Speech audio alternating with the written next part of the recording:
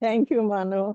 I don't know whether I'm the best person to be moderating this, but however, the task has been given to me and I will try my best. And of course, I'm so honored and happy that Venerable Jnanasiha and Venerable Olande Ananda are also here. And so actually, when we were discussing this subject, um, the sacred island, we thought that perhaps a discussion on preserving the sacred island would be important in the context of today, because we know that Buddhism has uh, continued in Sri Lanka for the past 2,500 years. There were, of course, ups and downs, and particularly the down period of the 300 years of colonization, but then subsequently it was resurrected. And then Sri Lanka was able to celebrate the Buddha Jayanti in the 1950s. However, getting on to the 21st century, we see a lot of challenges to this sacred island of ours, which is, in my opinion, a little beam of hope in the Indian Ocean, because the number of Buddhists in the world today are very few, very few in terms of numbers, but I think in terms of influence, the influence of Buddhism and Buddhist concepts is spreading.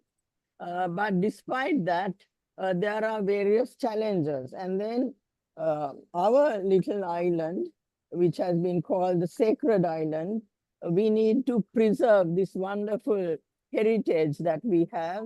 And we have to overcome the challenges that face us in this 21st century. So I'm not going to touch on the challenges now, because I'd like to hand over the mic to Venerable Jnanasiha, who is going to uh, speak now and uh, clarify some of the terminology and put this whole discussion in its context. So over to you, Venerable Jnanasiha, and thank you very much for your participation. Thank you very much. Sorry, thank you very much.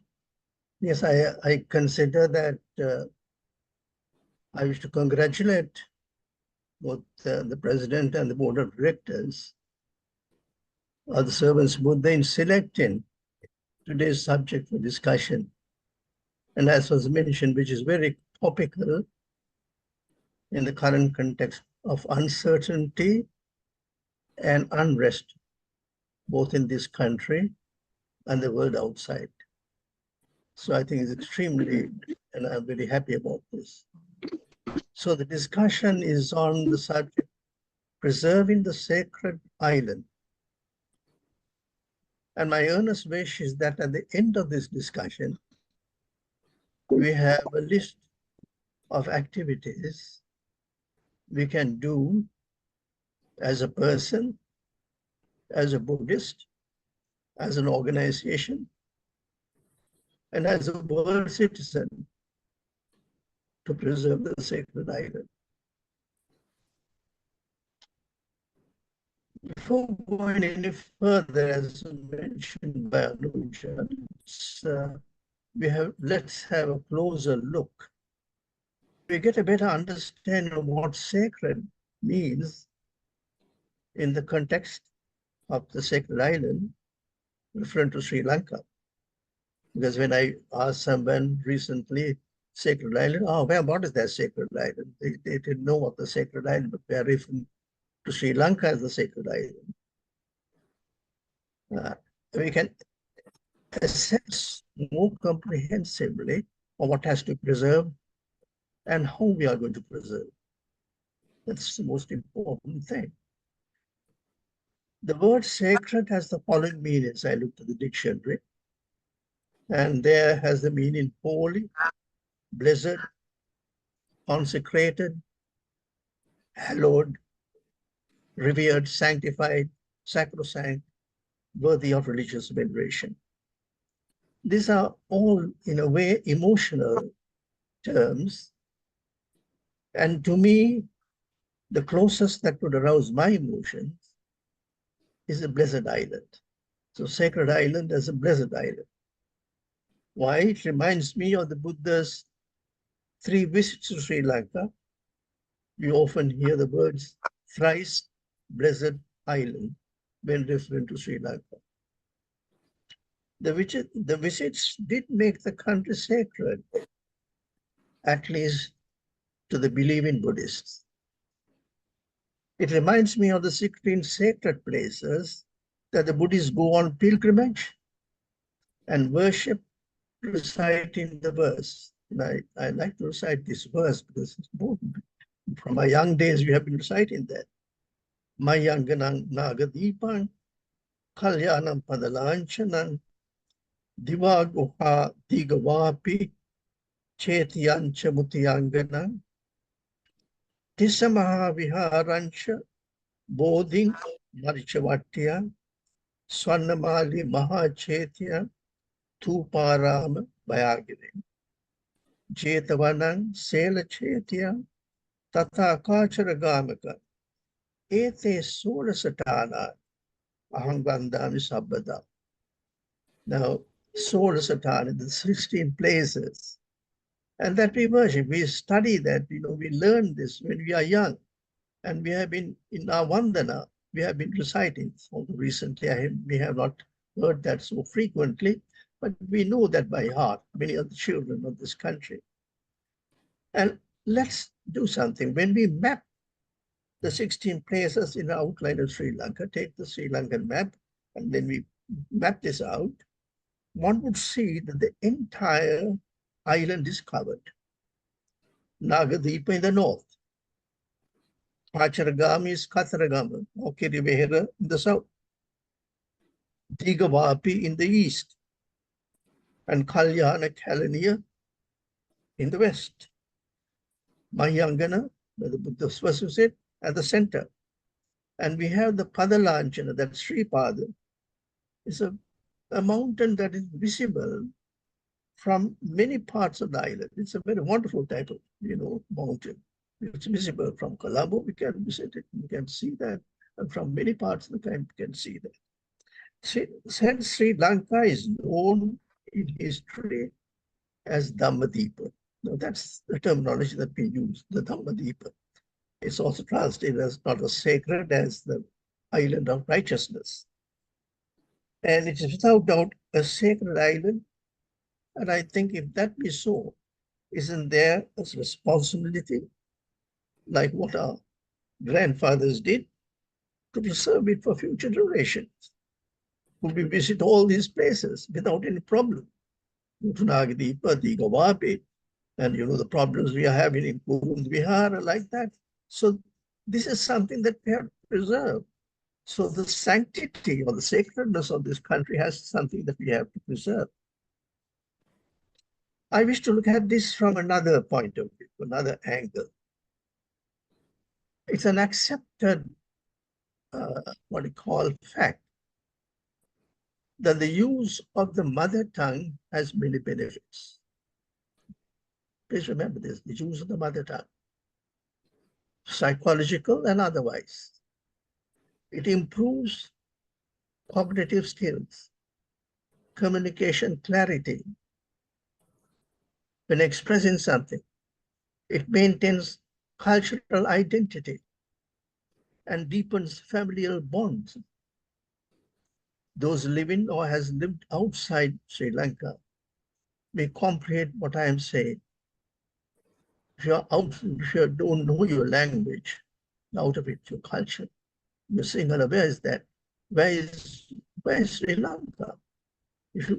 So that the bond that we have, and because of that, I like to remind that the United Nations has also realized the importance of one's mother tongue in naming February 21st of each year as the International Mother Language Tongue day, Mother Language Day. So it's February 21. So it's realized it's extremely important.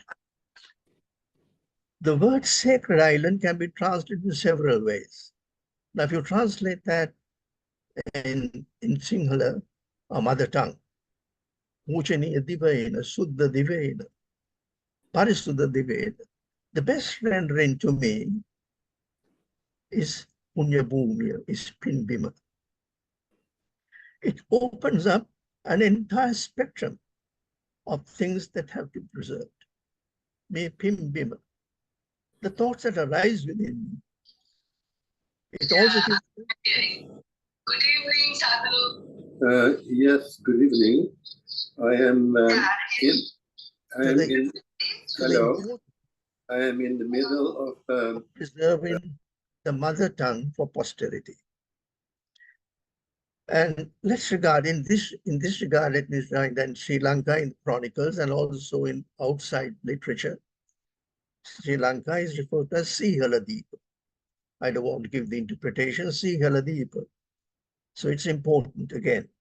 Sri Lanka is a Punya Bhumi. Yeah? Why is it? Because of its bountifulness. It has no tornadoes and hurricanes, no extremes of climate, no volcanoes, no earthquakes. On the other hand, there's greenery, beautiful flora and fauna, mountains within 2 or 3 hours reach, golden beaches, cascading waterfalls. Underground, there are the gemstones, including blue sapphires that gave her the name Ratnadeepa. Sri Lanka has Dhammadeepa, Siladeepa, then Ratnadeepa. The mineral resources, including graphite, I would just mention some of the mineral resources: graphite, ilmenite, rutile, zircon, kaolin. Apatite include phosphates, silica sand, garnet sand, mica, calcite, dolomite, monazite, thorianite, all those, At present, many of these rare mineral resources are exported in their raw form without any value addition. These are all the bountifulness of this country. Furthermore, Sri Lanka has a rich cultural heritage, and that's what I think all of us we should be aware of. A written history of over 2,500 years with archaeological monuments and inscriptions dating back to the pre-Christian era. A living religion. We have really living religion. Buddhism is not like in Pakistan. Buddhism now is the museum, but in Sri Lanka is yet a living religion with all the problems that you will have. There is a living language. It's speaking in the Sinhala language, living language, which has a history of its own. And also hospitable people, kind-hearted and generous. Many of these foreigners who come to Sri Lanka, today I was reading something of a person who has come, and he was traveling lonely, that lady in this country, and she was happy and she was safe. Geographically, with all that, this island at the tip of the Indian subcontinent, it's because of that, it's geopolitical importance. It's comparatively small. Let's check that. India is 3.29 trillion square meters, square kilometers. 3.29. As against Sri Lanka, which is only 65,610 square kilometers. What a small island at the tip of the Indian Ocean. And what a culture, what so much that we have preserved up to now, and what we have to do in the future. So when we look at the sacred island in this way, there are plenty of things to preserve for posterity and for even humanity. So then this other word that we say, preservation. What do you mean by preserving? I again have looked at the dictionary. Preserving has 2 aspects. One aspect of preserving is maintaining, upholding, continuing, sustaining. So there is a responsibility of this generation of upholding, of continuing, of sustaining what we have had, what we have got from our forefathers to the future generations. That's a responsibility. And the second meaning is safeguarding. Anoja was mentioning about that. We have to protect this. We have to conserve this. We have to defend and save. Sometimes we have to defend from our own people. You know, of policies, wrong policies, we have to defend. All those things are responsibilities. Both aspects are equally important, namely to maintain and to safeguard when we discuss the topic preserving the sacred island in today's context. Maintaining and safeguarding are interconnected. We can look at the subject from several angles, but due to time constraints, I wish to conclude my introductory remarks with a suggestion in order to make our discussion fruitful. Let's discuss the topic of preserving the sacred island from three standpoints. Firstly, from a subjective, personal point of view. What can I do? And what is my role as a person, as a Sri Lankan, as a Sinhalese, as a Buddhist, as a member of a family? Personally, and as a member of the family, we have a responsibility. As a member of the community, we have a responsibility. As a citizen in preserving the sacred island. So what could I do? What is my role in this context? You can't just say to others, but there is something, the Buddha's teaching is for on own self-development. And so there is a personally, there's that personal angle. What can I do? Secondly, from an organizational point of view, that is, what can we do as an organization? We are the servants of the Buddha. What can we do? And what role can we play in preserving the sacred island? There is a role to play, and that's why the board of directors took this subject for a discussion. So it's important. What can we do? What is the role that we can play? And thirdly, another important aspect is from the governance point of view. We always speak of good governance. What role does the state, according to our judgment, have in preserving the sacred island? With full understanding of the role that the state has played and the patronage given in the past by the ruling monarchs of Sri Lanka from the time Buddhism was brought and established in Sri Lanka till the time of King Devanapiyatissa. There's a very close link between the state and the prosperity of and Buddhism. And as a democracy now, say what we do, now there is no monarchical state, we are a democratic state. And as a democracy, what role do we have in this regard? We can't just tell there's a ministry of Buddhism, you do it. No, we have a role. What are the things that we could do singly and collectively to ensure the obligation the state are in preserving the island, in preserving the sacred island, are fulfilled. So with these words, I wish to end my remarks. These are three aspects I would like. Is the broad framework from which I think Anoja is very capable with her experiences. Let's have a very fruitful discussion, and let's have not what we can do, how. It's not just saying it's a sacred island, it's there to preserve, but what has to be done and how to do it. So let's open the discussion. Thank you very much, Tilwan Sarana. Thank you very much, Venerable Sir. Much merit to you for that wonderful explanation. which was very comprehensive. And also I am particularly happy that you mentioned that each of us as an individual has a role to play, not only as an individual, but as a member of the family, member of a community, and as a citizen of a country. And then also you mentioned from an organizational point of view, of course, I have to say that the servants of the Buddha has been carrying a torch even from the time of the, during our colonial days, which started, we have been carrying a torch of disseminating the authentic word of the Buddha so that it is not subjected to distortion.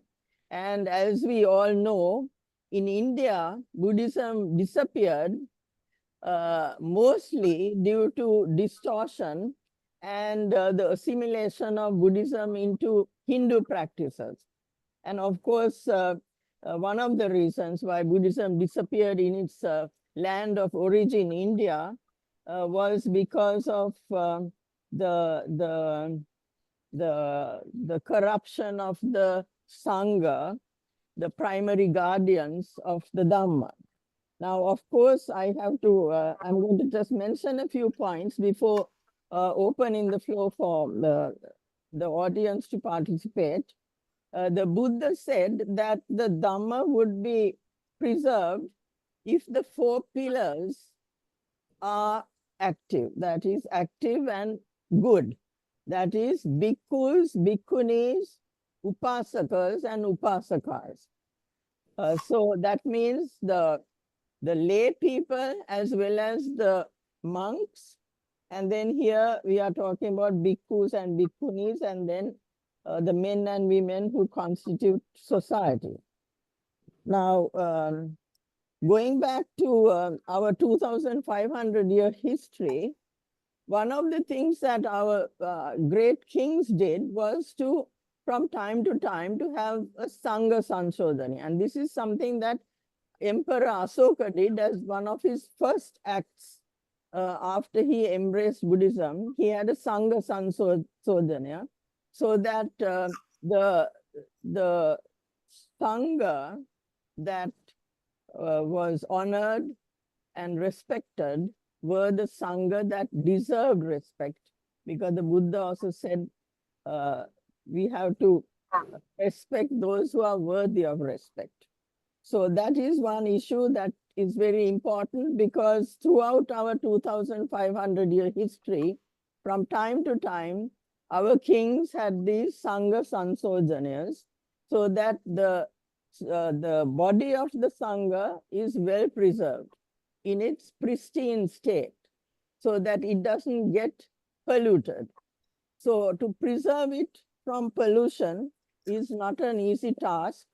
And of course, we have the Buddha Sasana ministry now that it is a democracy, as Venerable Jnanasiya said. We don't have a king that can dictate this, but we have a democracy and democratic institutions. And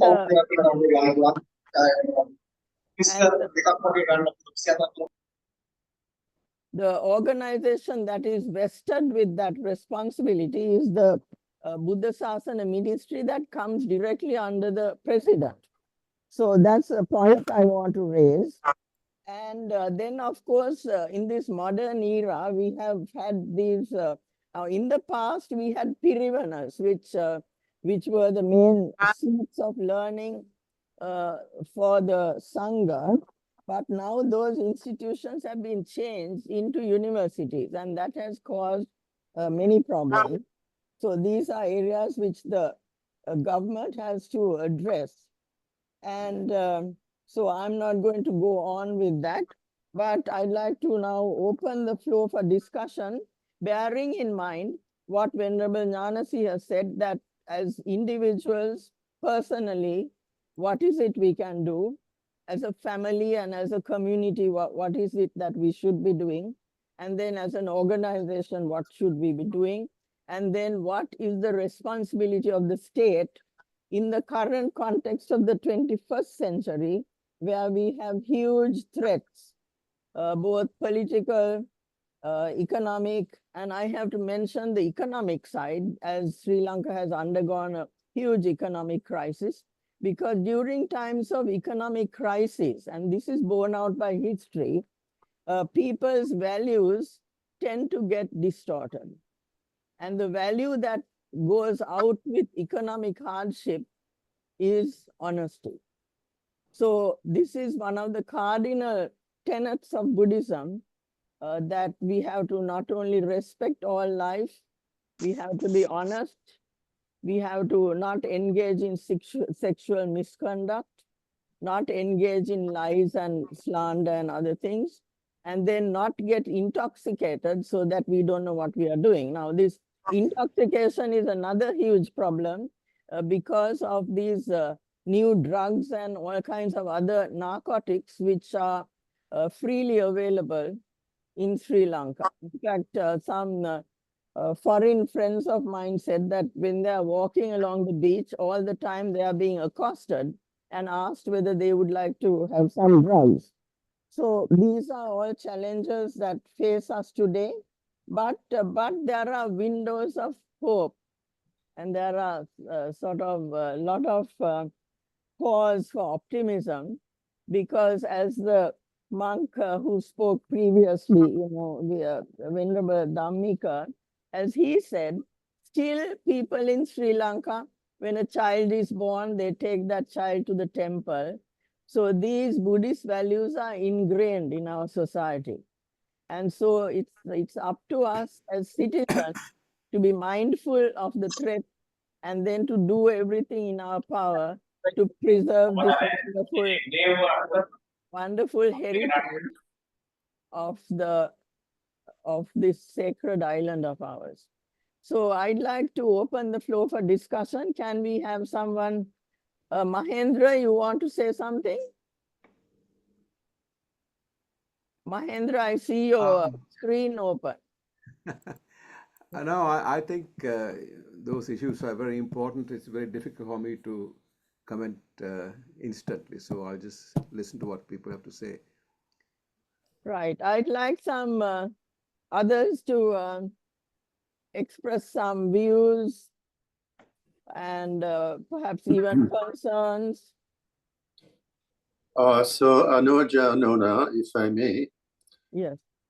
I have been thinking earlier also about this problem of the sacred places where people go. And then when you go there, you see the Sri Lankan people, they pay maybe 10 rupees to get in. And tourists are charged about 200 or more rupees for a ticket. And not that they don't have the money, but when the money is sort of demanded by a ticket, like for instance in Kandy near the Dada Maligava, there are machines where you have to put 1,000 rupees and you can draw your ticket as if you're buying a train ticket for the, being train. And yes, Siri, can you mute your phone? Siri, can you please mute Siri? Thank you. So this is one thing. And by having these entry tickets, they also have to have what is called ticket checkers, people who check the tickets. And there are a lot of people employed in that way. Maybe that's a good thing. On the other hand, that kind of money is being used for, just to check the tickets, not so much for keeping up the archaeological sites. So I had an idea that if there's a possibility for the government and the archaeological department to channel a certain amount of money through a system of, like tourist, how do you call it, a kind of tax on tourism, which is not so high. And the people who come into the country, they don't feel it as such, but it's being used for the upkeep of those sacred places. then we don't need all these checker uppers because it has happened to ourselves also. When you come one day in the afternoon or late in the afternoon to one place and you haven't seen that place, let's say Polonnaruwa, someplace like that, and you cannot finish seeing everything, you want to come back the next morning, they say, oh, but you have already been here, your ticket has already been used, so you have to buy another ticket. Things like that. It's an unnecessary bureaucracy, and that money could be actually earned in a different way by the government and spent by the, well, archaeological department, which knows mostly everything about the archaeological sites, then the upkeep, and then maybe even, well, a tradition in Sri Lanka is that a village, people in the village, they go once a year on a pilgrimage. That's very good. They go and visit those places. But to keep those places clean, to provide toilets, for instance, not available in some places, and where people can leave their garbage and stuff like that. Practical things like that could be organized, I think, in a more efficient way, so that those sacred places also remain beautiful, clean, and sacred. And then also what you call the information about those places, the history, could be better organized, I suppose, on boards which give the brief history of that place. And nowadays, people, if you put a QR code on such a board, for instance, you can see the details of such place by going to the internet. These are just some thoughts about practical pilgrimage and the preservation of the archaeological sites in Sri Lanka. Thank you very Venerable Sir, for those suggestions regarding what the government can do to improve these sacred places. Do we have any other participants who want to say anything? I just want to say that they're very good suggestions, and I think they should be put into practice as soon as possible, because it is a bit embarrassing when you go to Anuradhapura or Polonnaruwa and you're paying 10 rupees for yourself, and friends are dishing out a lot more money for it. And it's just so practical to put it into preserving the archaeological sites in the area. So I think it was a very good suggestion. Just implementing it is a different thing. Thank you, Nazreen. Do we have any others who want to say anything?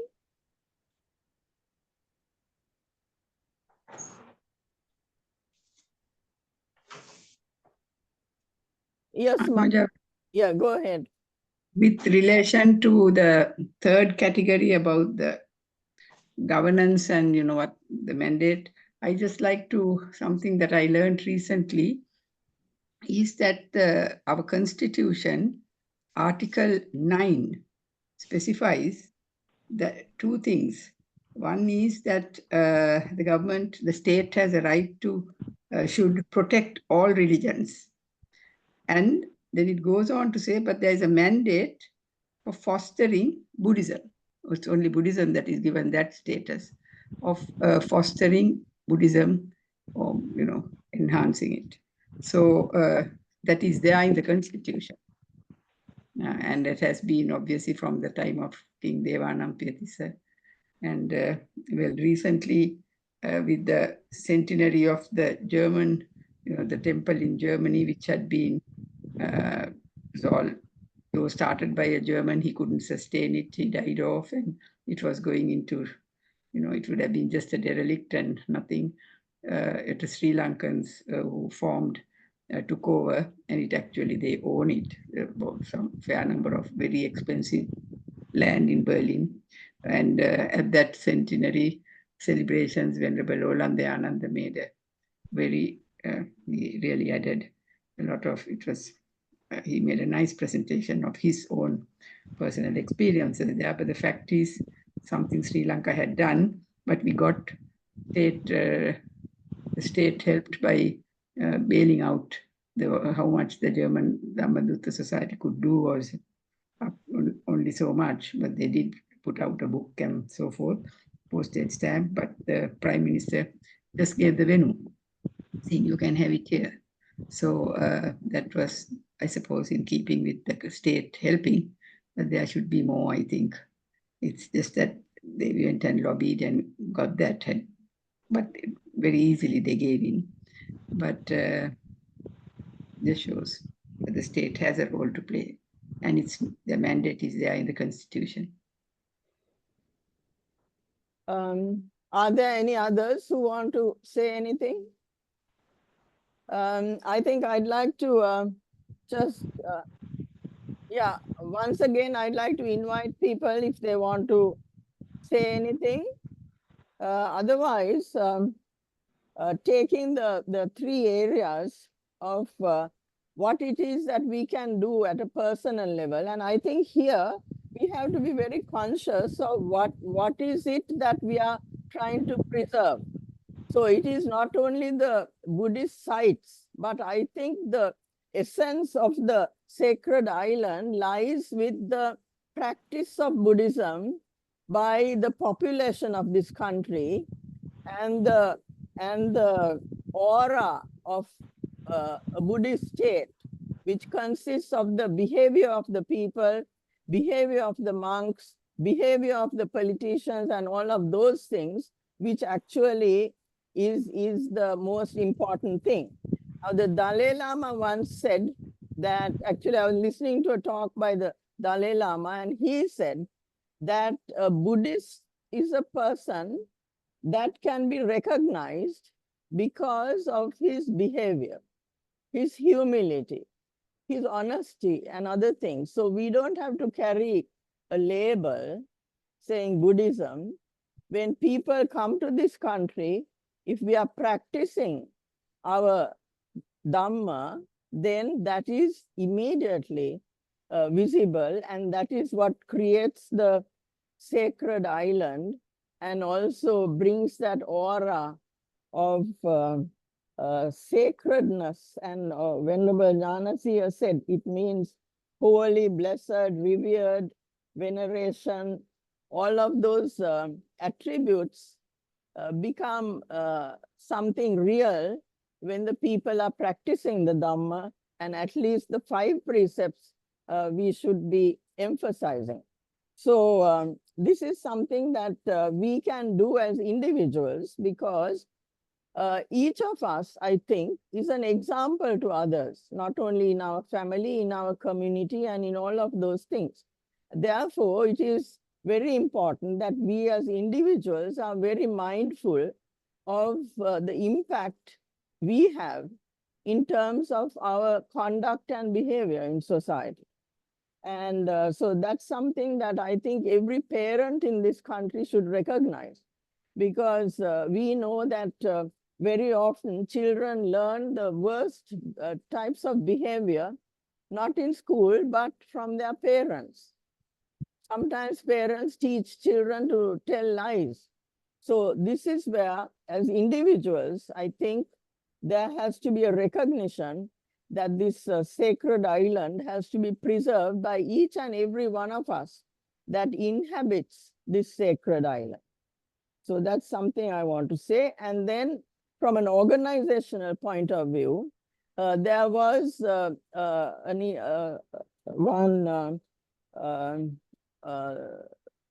servants of the Buddha in the past, they did make representations to the government regarding certain problems during colonial times. And now that we are on the cusp of political changes with a new government, likely to be brought in after the elections, I think that some of these concerns and what the Buddha Sasana Ministry can do, we should, as an organization, make representations to the Buddha Sasana Ministry, because as we said, during the time of the Sinhala kings, the king had the authority to engage in Sangha Sansodanas, do all the other work that was required to preserve the sanctity of the Sasana. But now, under a democracy, we have this institution called the Buddha Sasana Ministry, and it is their responsibility to undertake these tasks because they have the authority to do so. And therefore, I think as a society, we perhaps can make representations to the new government when it comes in, because it's during early days that they are more receptive to public opinion. As time goes on, they become impervious to public opinion. So I think that's something I'd like to mention. And of course, the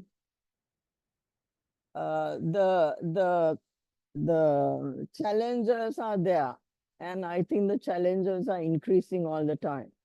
So there's a huge responsibility on the part of the Buddhist community, and particularly the Sangha, to set an example to the lay people in terms of good conduct and good behavior as the Buddha taught. And that is what, in my opinion, will preserve the sacred island. If the people in the sacred island behave as Buddhists, practicing tolerance, practicing the Dhamma, we are well known for our hospitality, but then at the same time, there are various aberrations that are taking place in society. So it's important that we take note of those things. And because there's a Buddha Sasana Ministry, I think we have an opportunity to make representations to that ministry. So Venerable Olande Ananda, do you want to say anything more? And Venerable Jnanasiya, before we wind up.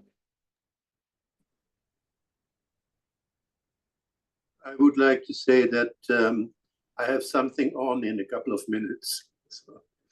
Right. Right. Okay, Venerable Sir.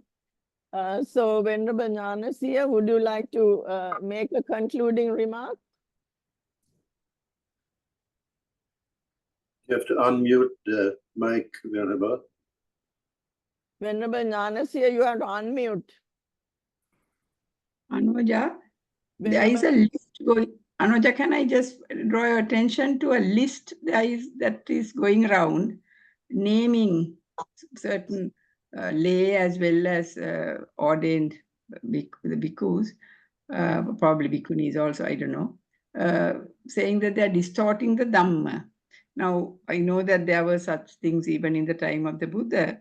However, what one has to, when you invite monks, one has to be careful.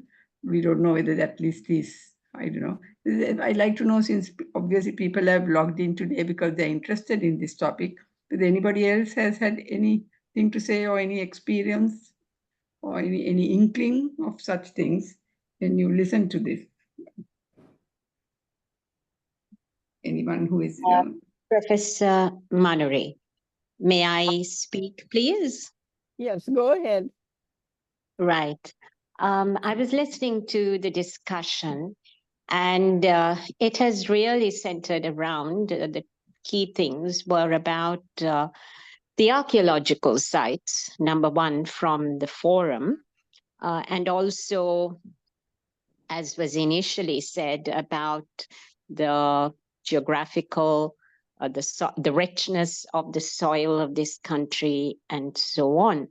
Picking up on the archaeological as a point from which to proceed, preserving the archaeological sites is important. And there you have the issue of the government. Then you have the issue of the fact that some of these archaeological sites have had layers upon layers of incursions made thereon. So when you look at the landscape of Buddhism in Sri Lanka, in the colonial, post-colonial, post-independence period, and a little before, if you look at the great schools, educational schools, primary schools, secondary schools, people from abroad, foreigners came and set those up. Some were, Christian, yes, but the Buddhist schools, the impetus came from foreigners. And so where is what we do? The fact is, how does a Buddhist behave then? Is compassion the thing? And do you allow Buddhist archaeological sites to disappear because you are compassionate or you don't want contention? That's one of the things, and I think Venerable Jnanasiha Thero mentioned Kuragala as well. And then for archaeological sites, you have the draping of various garments on archaeological, the statues, the carvings, which are of great significance to Buddhists as well. So I think that sometimes discussion is stultified because people are so afraid of being called racist or, lacking in religious compassion or being anti something or other, anti another religion, not giving another religion a place. So how does a Buddhist conduct himself or herself in the modern 21st century? Because, as you did point out, we are working within a democratic framework. You have a constitution and you have the equality clauses. And yes, prominence is given to Buddhism, but actually what has emanated during these several years, what really has emanated with, now, of course, yes, there was a venue given. Now, is it that, or do people want the government to take firmer steps somewhere? I don't know where. So I think there are very pressing issues, but I think most people pussyfoot around the issues, go around the mulberry bush, never reach the mulberry bush. There is a lot of fear and a lot of, I'll step back because I could be tarred, I could be stigmatized. So how do we deal with that as well? So thank you for those excellent points you made. As you correctly pointed out, Buddhism being a religion of utmost tolerance, we have to be very careful in terms of how we approach some of these problems and encroachments and other things. But I feel that if now say the institution that's charged with the responsibility of maintaining all these things from the point of view of the state is the Buddha Sasana ministry. And also the archaeological department has a role to play as well. What I feel is that if actions are taken with sincerity and also with sincere discussion and all of that, then I think we can move forward with regard to solving most of these problems. And the most important thing is that in solving the problems that we adhere to Buddhist principles. So that's something I'd like to say. And so once again, I'd like to ask Venerable Jnanasiha whether he'd like to make some concluding remarks because our time is up now. Thank you very much. I'd like to mention something about the organization that all the Buddhist leading organizations and some of the bhikkhus have formed. That was in 1998 by the Madhya Panyasi Mahanayak. It's called the Buddha Sasana Kara Sadhaka Mantra, and we meet once a month. And so we discuss the most important thing that we discuss, how could we preserve, that means how can we safeguard and also maintain the sacredness of this country. And the sacredness we mentioned as is a very wide perspective when you say sacred country and what we can do. So the most recent thing that we did, we got together was, as the elections are on, what are the responsibilities of the state? That means there are 7 factors that we mentioned, that any president who becomes the president is the chief of this executive. And his responsibility is what, and reminded of the responsibility, constitutional responsibilities. And that the first thing was we need people of integrity to come to that. How could we, and as Anoja was mentioned, the corruption is there. How could we ensure that there is people of integrity comes up to that level, not only in the administration, in governance and everything. It's important. Then we also mentioned about the importance of this country now, as you say, that it's a tiny island and separated from India just by the 21 miles, like the Pork Strait in Europe. And how could we, but we have identity of our own. And this identity, how can we? And that's, we preserve certain things for humanity. We preserve Dhamma. Dhamma is, we have preserved for humanity. And that's an obligation. And that's what the service the Buddha is also doing to the extent possible. How could we propagate the Dhamma? And to that extent, the unity of the organizationally, according to the constitution, we have to have is a democratic, is the unity of the state, the unitary state. Is it important? And I think the importance of that, the constitution. Then also is mentioned about the section 9 that was mentioned by Professor Manolis, that there is a responsibility whilst giving to every religion the freedom of expression. But there is, in this country, they have the right to give protection and also the Buddha Sasana. And the Buddha Sasana is something, not only Buddhism, but the Buddha Sasana.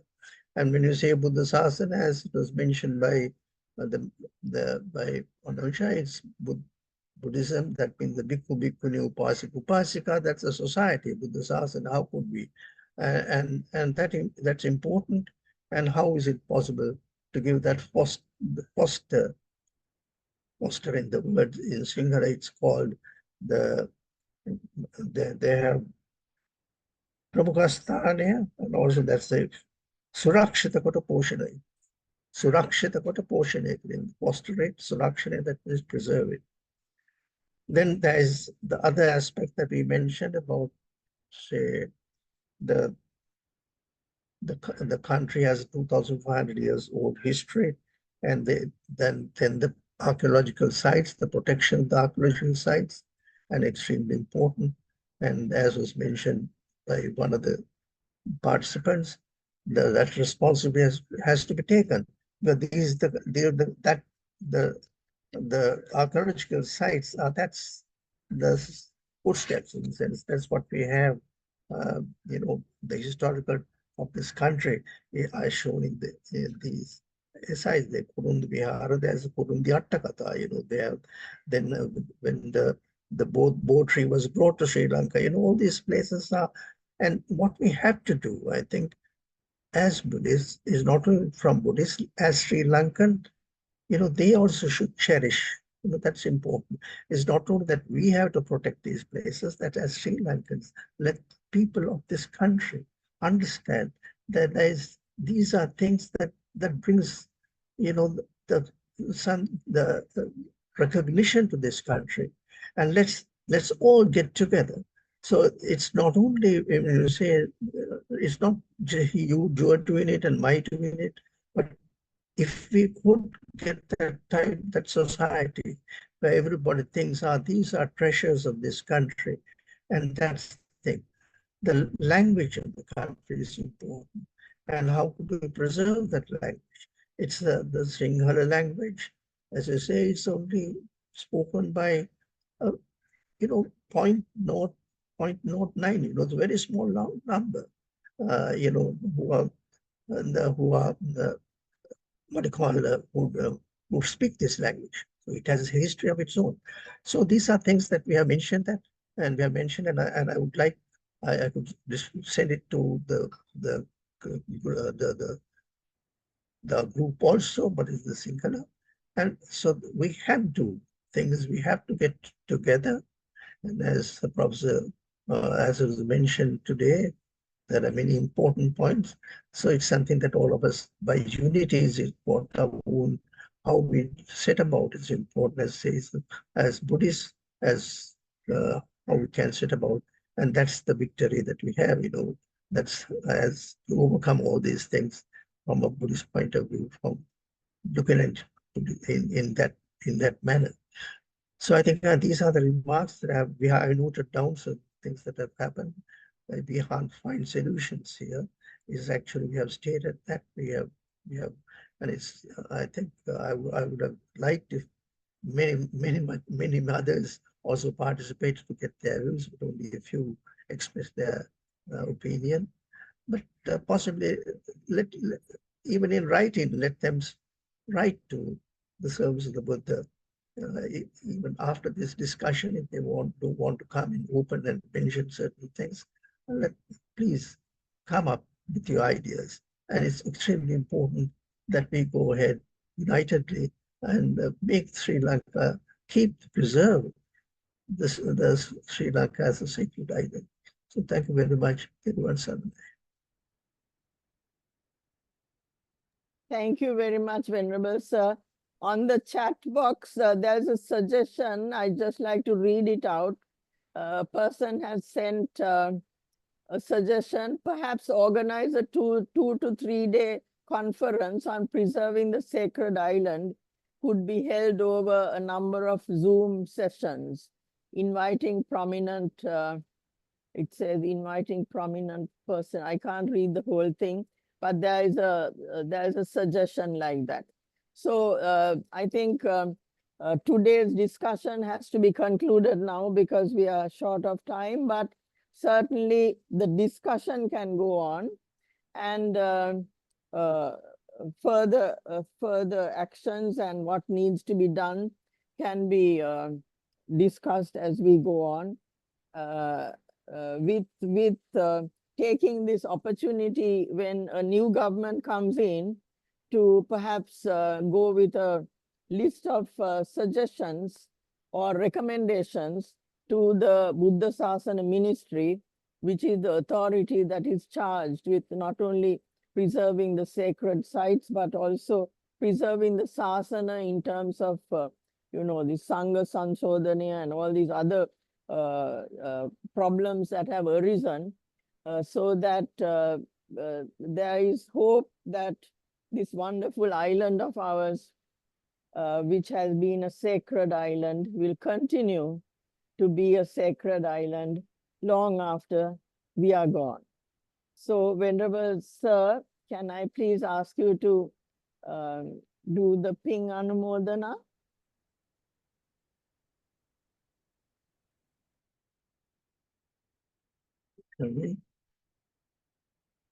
Yatavata